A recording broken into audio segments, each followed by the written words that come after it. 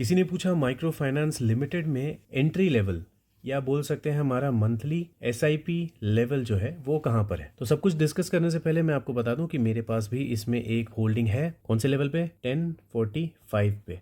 काफ़ी टाइम हो गया है मुझे इस लेवल पे इसे होल्ड करते हुए और मुझे कुछ खास इसमें फ़ायदा हो नहीं रहा। कुछ खास मतलब फ़ायदा तो हो रहा है लेकिन जितनी मेरी एक्सपेक्टेशन थी उतना फ़ायदा नहीं हो रहा, क्योंकि मैंने इसे लिया था 2022 में और उसके बाद से अगर आप इसका चार्ट देखेंगे तो यहाँ पे आपको पता चलेगा कि 2022 में मैंने यहाँ 1045 यहाँ कहीं पे एंट्री की थी। उसके बाद इसने मुझे यहाँ बहुत पकाया, फिर ये थोड़ा लॉस भी दिखाया, फिर प्रॉफिट अभी दिख रहा है। लेकिन एक नेगेटिव चीज़ भी इसमें ये है कि ये हाई है और ये लोअर हाई है। तो अगर ये फॉल कंटिन्यू नीचे जाता है तो ये बहुत नीचे जा सकता है।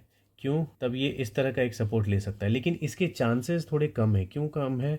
क्योंकि इसमें एक जो बैन था नए ब्रांचेस वगैरह खोलने का, वो सब एक तो बंद हो गया। और दूसरा, आप अगर इसके प्रॉफिट्स देखेंगे तो प्रॉफिट्स में आपको क्या दिखेगा? इंक्रीज दिखेगा। ठीक है, अभी ये लास्ट 12 मंथ्स का डेटा है, ये हमको बढ़ता हुआ दिख रहा है। इवन अगर इसका क्वार्टरली डेटा देखेंगे तो दिसंबर का सेल्स जो है, रेवेन्यू, वो आपको बढ़ता हुआ दिखेगा, क्वार्टरली भी और ईयर ऑन ईयर भी।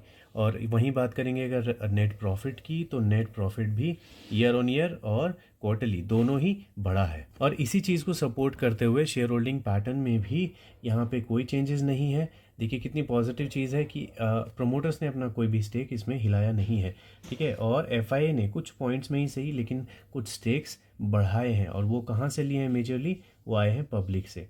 ठीक है, और डीआईए ने कुछ बहुत ही 0.03% मतलब नेग्लिजिबल पॉइंट्स थोड़े बहुत इधर उधर किए हैं।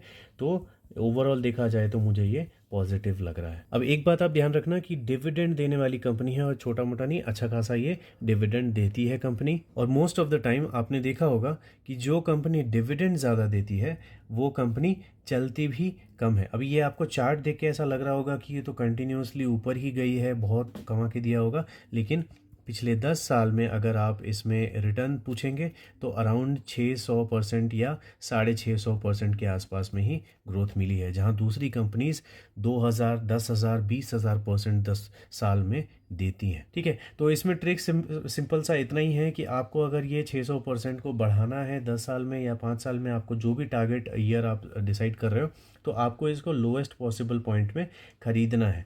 ठीक है, ये हाई पॉइंट पे नहीं खरीदना है। बट अगर ये एक ऐसी कंपनी होती जिसमें ग्रोथ बहुत तेज़ होती है, जैसे कि वीबीएल हो गया, और भी बहुत सारी जो स्मॉल कैप और माइक्रो कैप कंपनीज हैं, जिसमें आपको चार्ट इस तरह से भागते हुए दिखेंगे, पिछले 2-3 साल में ही आपको 500% से ज़्यादा का ग्रोथ दिखा दिया है, तो इस तरह के स्टॉक में इस तरह के छोटे मोटे फॉल भी बहुत बड़े चांसेस होते हैं। ठीक है, अब आप पूछोगे इसमें एंट्री का लेवल कहाँ पर है, बस इतना बता दो, इतना ज्ञान देने की ज़रूरत नहीं है।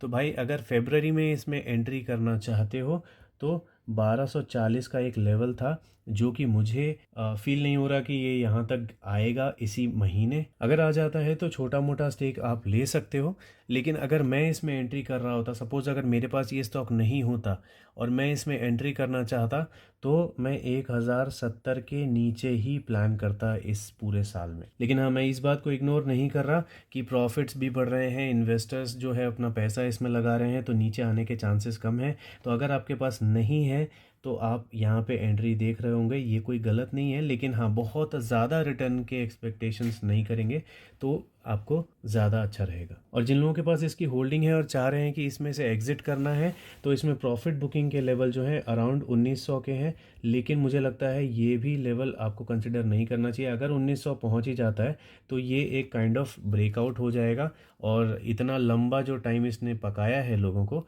अपने इन्वेस्टर्स को, वहाँ पे ब्रेकआउट आते ही इसमें बहुत ज़्यादा हैवी वॉल्यूम्स आने चाहिए। ठीक है, तो जैसा मैंने बोला, अगर एंट्री करनी है फरवरी में, अगर आपको 1240-45 के आसपास में मिल जाता है तो आप एंट्री कर सकते हो।